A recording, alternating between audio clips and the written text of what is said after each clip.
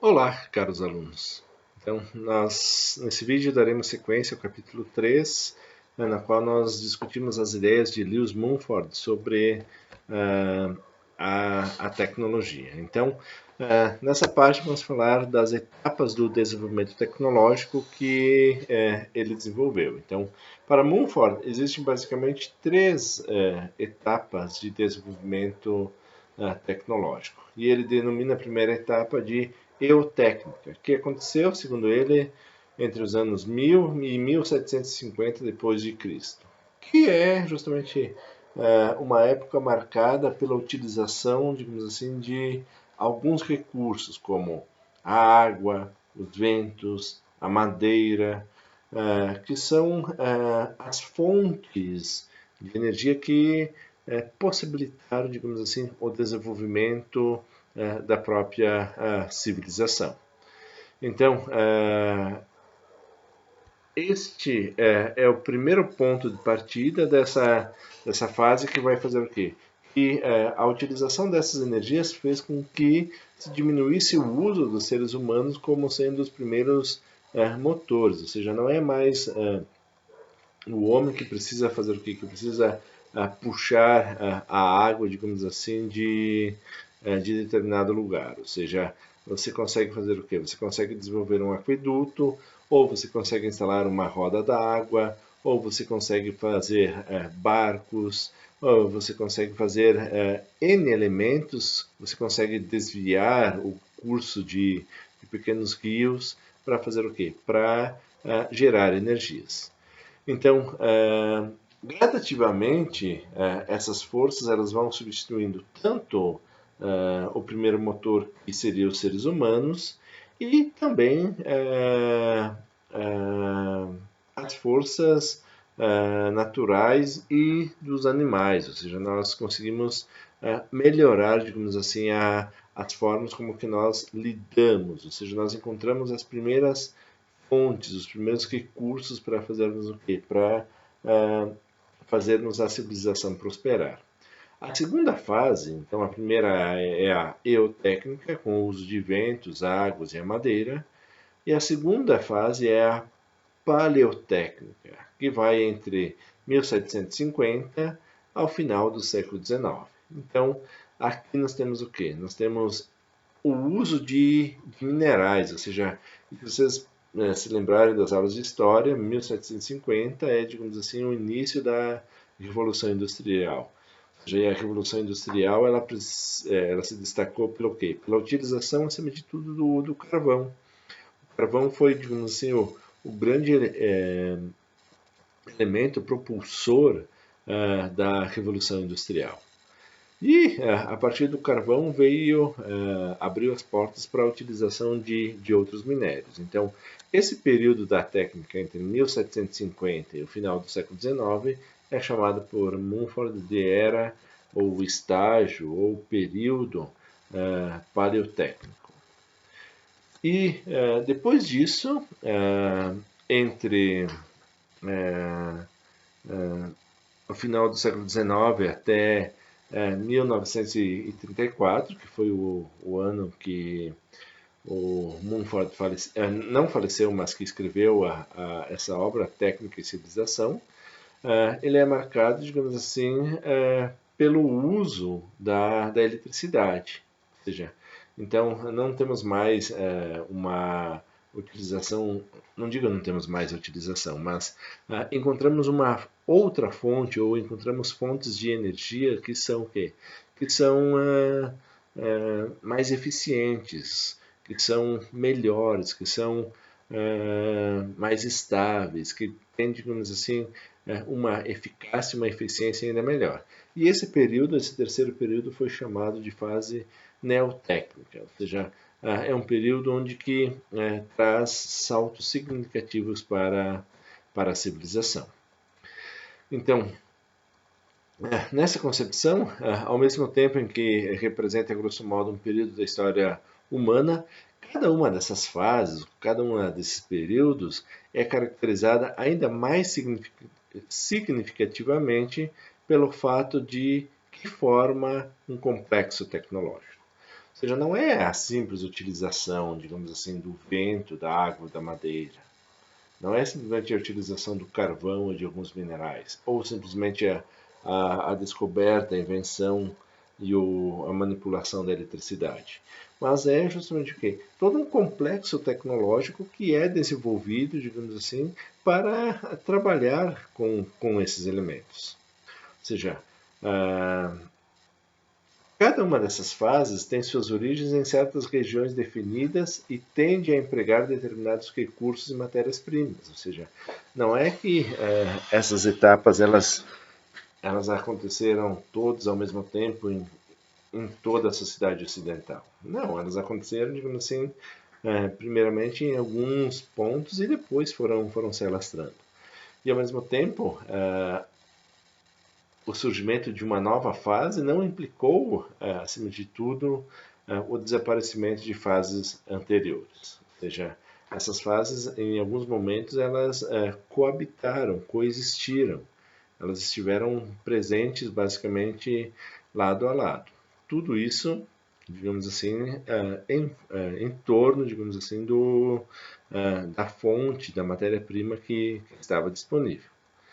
Então, cada fase tem seus meios específicos de utilizar e gerar energia e suas formas específicas de produção.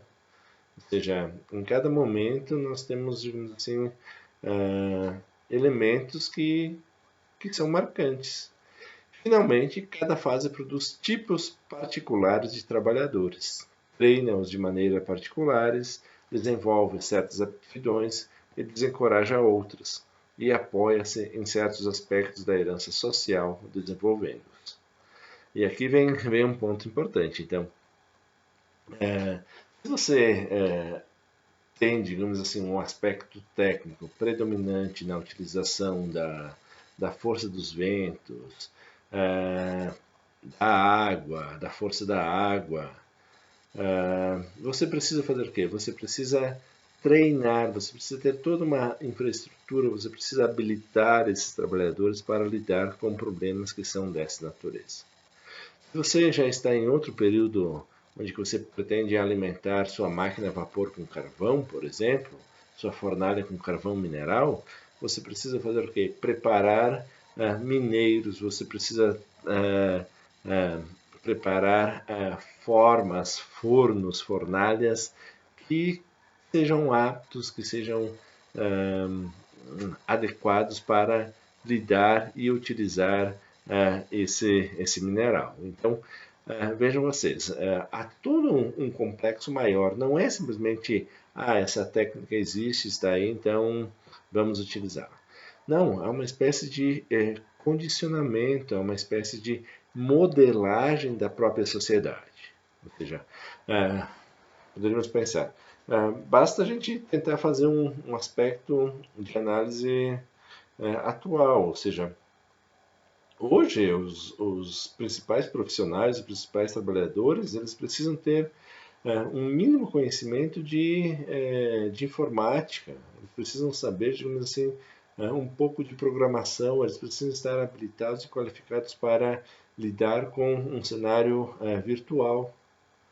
Ou seja, isso em nenhum outro período histórico, digamos assim, isso era existente. Mas num período anterior, ou poderíamos chamar primitivo, as habilidades do artesanato eram, do artesão, não do artesanato, do artesão, eram vitais, eram insubstituíveis. Em determinado período, a habilidade de você descobrir uma mina de carvão, saber lidar e extrair o carvão, e você beneficiar esse carvão, de dar um destino adequado a ele, também era importantíssimo. E assim como num outro período que envolve o desenvolvimento de artefatos e dispositivos à base da eletricidade. Então, isso é um momento importante. E no texto, o professor Alberto Cupani traz um exemplo da caneta, ou seja, que Lewis Mumford trabalha, ou seja, em diferentes períodos históricos houve um tipo de caneta, e esse tipo de caneta não é por mero acaso que foi desenvolvido. É aquele que representa, digamos assim, que ele tem um elemento que incorpora, a tecnicidade incorpora as condições, os desejos, aquilo que é importante para determinado povo, para determinada civilização. Dê uma conferida ali no texto que isso fica bem claro, ok? Então lá, vamos à fase técnica. Então, que é a primeira fase, ou seja, a madeira era a principal matéria-prima. Por quê? Porque tinha abundância. Tinha abundância, teoricamente era fácil de trabalhar, na maioria das vezes estava à mão, e isso era um elemento que envolvia o quê? Envolvia desde as nossas habitações, que eram feitas em madeira, até os meios de transporte. Se a gente pensar as primeiras embarcações, elas eram exclusivamente de madeiras. Além da madeira, utilizava-se a força dos ventos.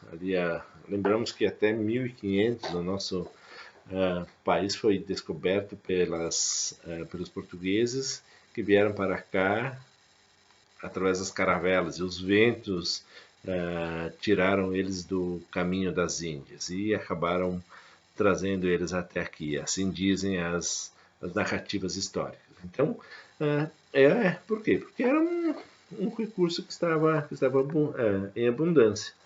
E isso gradativamente vai sendo alterado, vai sendo substituído, vai sendo incorporado com outros elementos. E isso vai marcando, digamos assim, determinados períodos. Então, de certa forma, nesta fase, incorporou-se também o uso do vidro, através do qual novos mundos foram concebidos, alcançados e revelados. Havia um relativo equilíbrio entre tecnologia e cultura e o enriquecimento da vida. Ou seja, por que havia um equilíbrio entre tecnologia e cultura? A cultura ela estava presente, ela ainda ajudava a personificar determinadas técnicas. Os artefatos, os dispositivos que eram desenvolvidos não eram estranhos, não eram, digo, completamente estranhos à população, aos cidadãos. Mas tinham, digamos assim, algumas desvantagens. Por quê? Porque eram fontes de energia irregulares, ou seja, não tinham uma determinada estabilidade. Você poderia utilizar a roda de água desde que você tivesse água em abundância. Mas com uma estiagem, ou se muitas pessoas quisessem utilizar a mesma água do mesmo rio em determinado ponto, muito provavelmente isso não seria possível. Então, a própria demora na revitalização das florestas, se fosse o caso, você precisava de uma madeira, mas você derruba uma árvore e essa árvore leva décadas ou até mesmo séculos para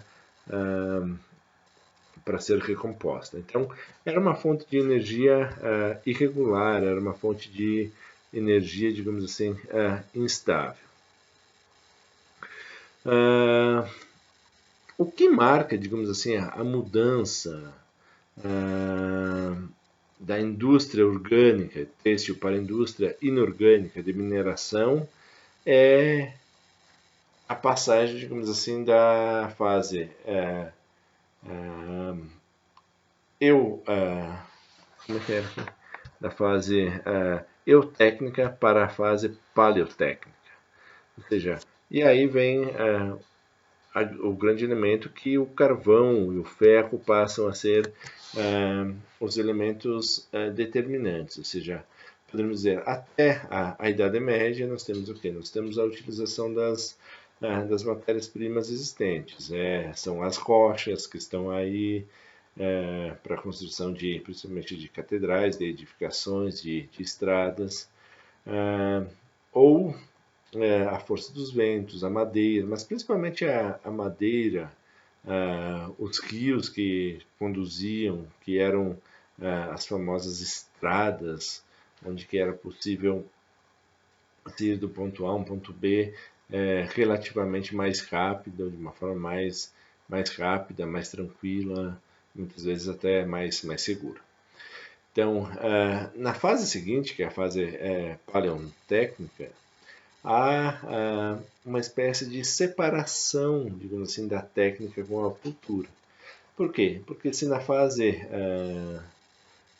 anterior os indivíduos se reconheciam como membros, digamos assim, dessa comunidade técnica, onde que eles viam seu trabalho reconhecido, e havia uma espécie de integração entre cultura e sociedade técnica.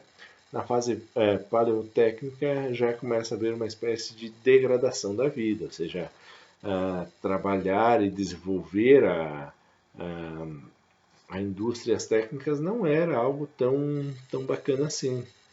Então, diz Mumford, a mina foi estímulo para diversas invenções, ou seja, as minas elas contribuíram para a invenção das bombas a vapor, do elevador, dos trilhos, derivativamente a locomotiva, o barco a vapor, o trem subterrâneo, o metrô.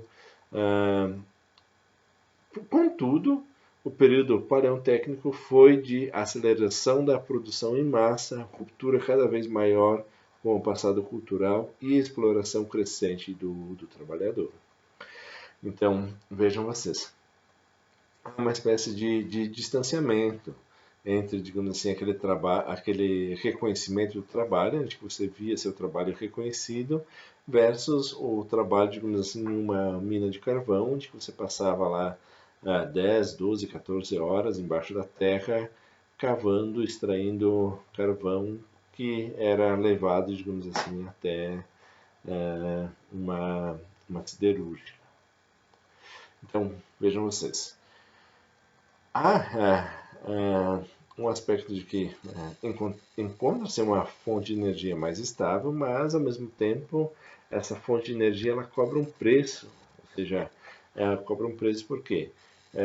Há, sim, uma aceleração da produção em massa, mas uma ruptura com o passado cultural, uma crescente exploração do trabalhador, a máquina passa a inspirar um modelo de vida e poderíamos dizer que nascia aí uma espécie de homem econômico, ou seja, um neurótico de sucesso, um homem que trabalhava bastante, gastava boa parte de sua vida trabalhando, obtinha sucesso, mas, ou seja, era um sucesso que não tinha, digamos assim, esse respaldo. Por quê? Porque ainda era uma forma, digamos assim, que envolvia a degradação da vida humana. Ou seja, trabalhar numa fábrica não era algo, digamos assim,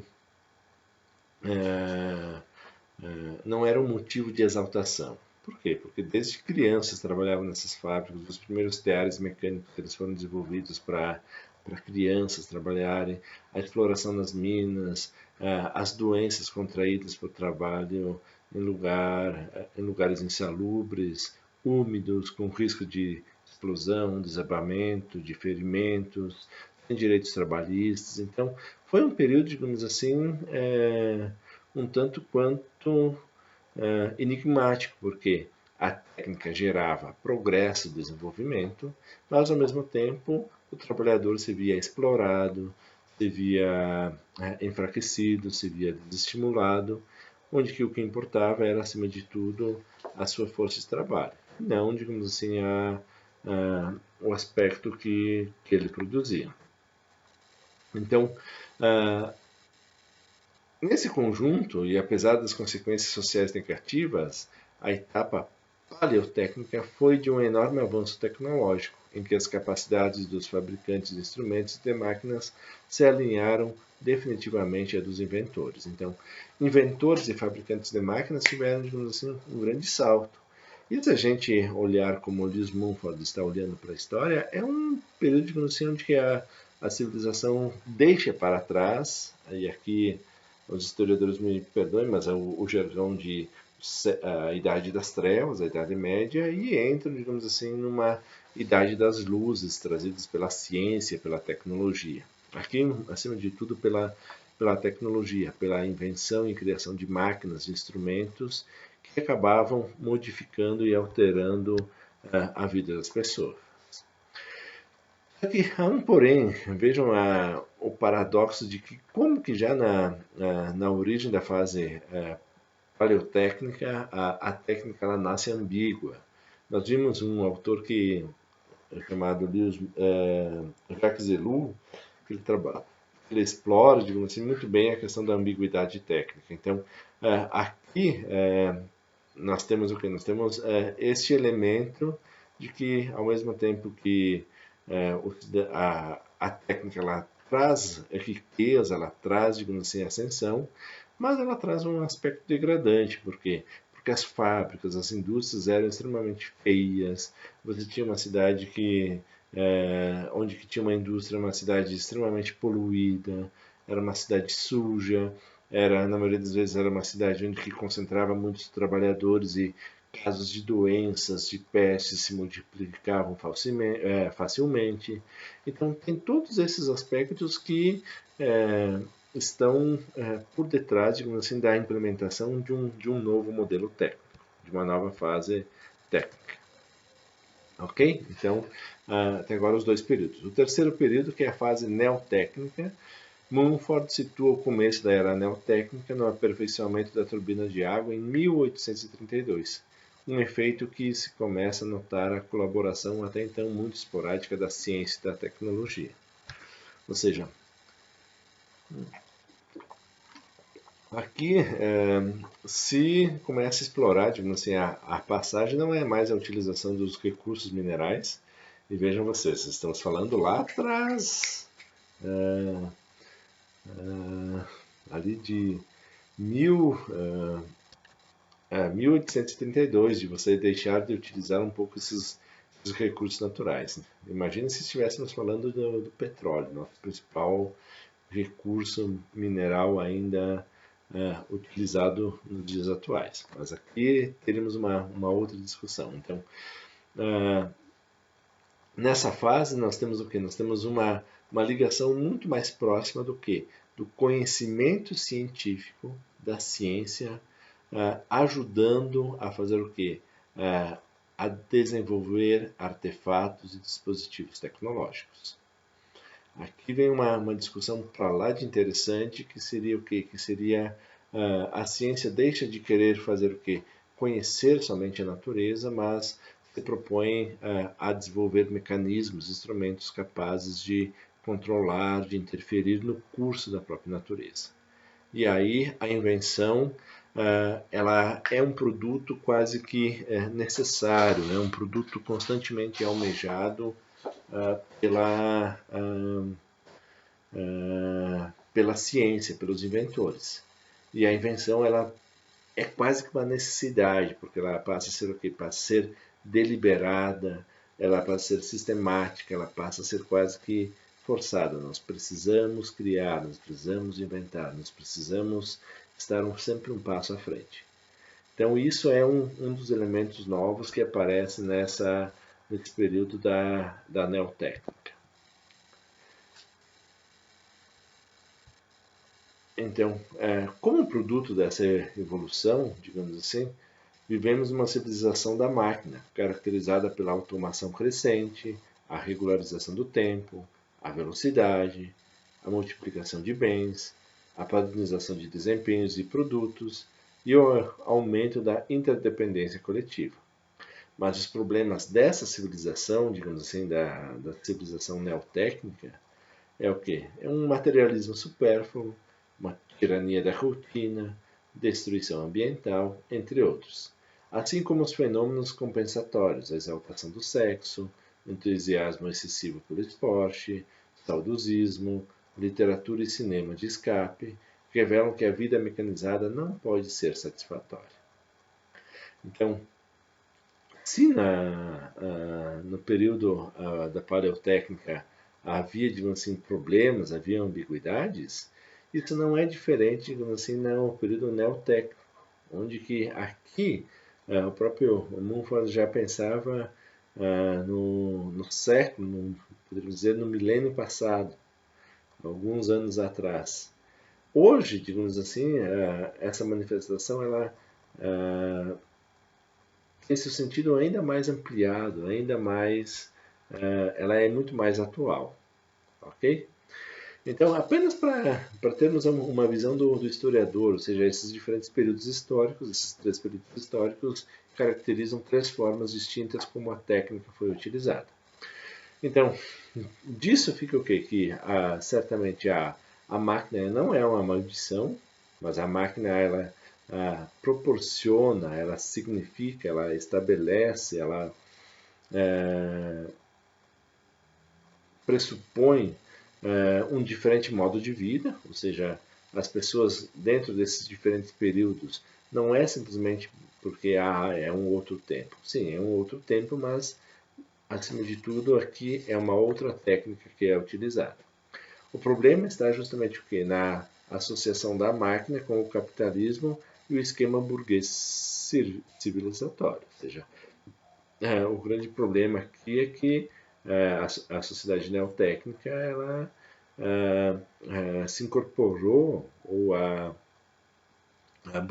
burguesia se incorporou, se apossou, digamos assim, daquilo que Marx diria dos meios de produção, dos meios técnicos de se produzir. Então nós precisamos trabalhar no ritmo da máquina, gerando o quê? Gerando uma força descomunal, e em troca a gente recebe um salário mínimo. Ou seja, a gente vende nossa força de trabalho para acompanhar uma máquina e gerar um produto final, um bem de consumo. Então, enfim, é basicamente isso. Então, isso é o que Mumford traz, digamos assim, nessa primeira obra, que é a Técnica e Civilização. Rapidamente, apenas uma pincelada para falar da segunda obra, que é O Mito da Máquina, escrita em 1967, o primeiro volume, e depois 1970, o segundo volume. Então, nessa obra, passado quase mais de 30 anos da obra Técnica e Civilização, Mumford ele vai continuar a estudar, a discutir a questão da técnica. Mas a partir do quê? A partir da tese de que o ser humano é um animal que faz sua mente, que se autogoverna e se autodesenha, se autoprojeta, se auto-esculpe. Para tanto, então, nesse processo de autodesenvolvimento, ele tem uma ferramenta para todo esse propósito, que é justamente o quê? Seu corpo, que é ativado pela mente, e um cérebro sempre vigilante. Então, aqui a preocupação de Mumford é fazer o quê? É voltar a dizer, o ser humano ele deve ser entendido como Homo sapiens, e não como um Homo faber. Nós somos o que? Primeiramente, seres inteligentes. Nós somos seres que temos a capacidade de pensar, de refletir. Nós não somos seres simplesmente autômatos que nós fazemos. Sim, nós também fazemos coisas, mas nós temos, acima de tudo, o quê? Essa capacidade intelectiva, a capacidade cognitiva de fazer o quê? De produzir técnicas. Então, é a mente que é produtora da técnica. E aqui vem o grande problema. Por quê? Porque a sociedade na qual nós estaremos inseridos, ela produz o quê? Uma monotécnica, uma técnica única. Enquanto que a gente sabe que se nós colocássemos a nossa mente para funcionar, nós teríamos o quê? Nós teríamos que ter pluritécnicas, ou seja, uma variedade ímpar de técnicas para fazer o quê? Para solucionar esses problemas. Só que isso não ocorre por quê? E aí talvez venha a grande sacada do Mumford, que é aquilo que dá o título da sua obra, O Mito da Máquina. Por quê? A civilização teve, desde sua origem, o caráter de uma grande máquina, a Big Machine. Ou seja, qual é a grande máquina? É a própria civilização. Essa invenção da civilização dessa época, ela não foi possibilitada por nenhuma ferramenta particular. embora as várias invenções mecânicas a possibilitar se estabelecessem. Ou seja, qual é a grande máquina, a principal máquina de todas? É isso que nós chamamos de civilização. É, digamos assim, a forma como que nós organizamos, a forma como que nós gerimos, a forma como que nós lidamos com a nossa vida. Então, de acordo para Mumford, a existência dessa mega máquina e de suas consequências é algo que os historiadores e arqueólogos não têm percebido por não haver vestígios dela. Ela foi constituída essencialmente por seres humanos.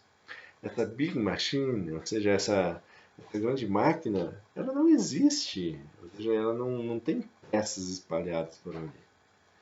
Por quê? Porque as peças somos nós. É nós que organizamos o trabalho dessa forma, é nós que organizamos nosso lazer dessa forma, ou seja, é nós que, quando eu falo assim, é a concepção de Estado, são todos esses elementos que constituem o modo como nós vivemos.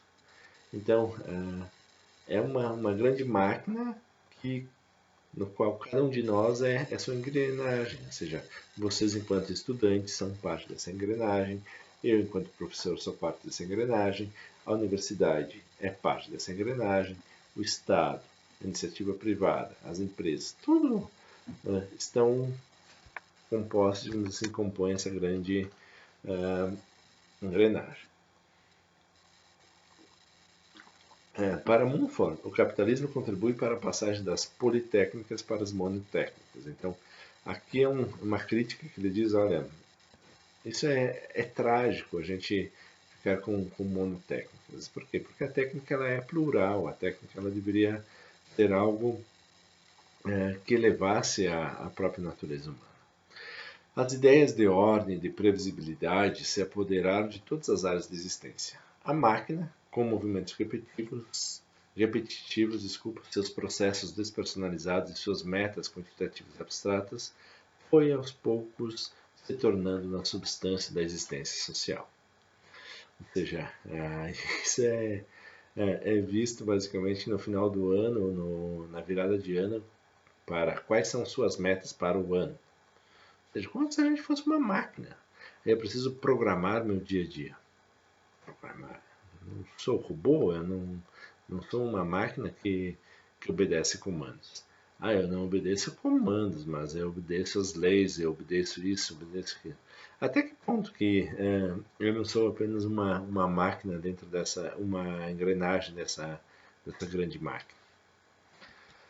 Então, por fim, e já em termos conclusivos, o resultado é uma sociedade, essa sociedade que nós estamos, a sociedade industrial, em que o homem tem apenas uma missão: conquistar a natureza, comandar espaço e tempo, acelerar os processos, apressar o crescimento e o transporte, apagar distâncias, substituir o natural pelo artificial. Há uma única velocidade eficiente, que é o mais rápido. Um único destino atraente, que é o mais longe. Uma única medida desejável, a maior. Uma única meta quantitativa racional, mais. A mecanização e a automação marcham em uma só direção, a do grande cérebro, Big Machine, ou do grande computador, que controle o homem que o criou e determine por ele eliminá-lo. Ou seja, aqui o Mumford dele é um tanto quanto cético, digamos assim, se vê envolvido, digamos assim, nessa grande máquina. Mas enfim, pessoal, aqui é apenas para dar uma pincelada, espero que vocês sintam-se atraídos por essa temática e que talvez possam ler, estudar um pouquinho mais a fundo a visão da história da técnica a partir de Lewis Mumford. Ok? Então, assistam aos próximos vídeos e a gente dará sequência às nossas aulas. Fiquem bem, qualquer dúvida estou à disposição. Um abraço a todos.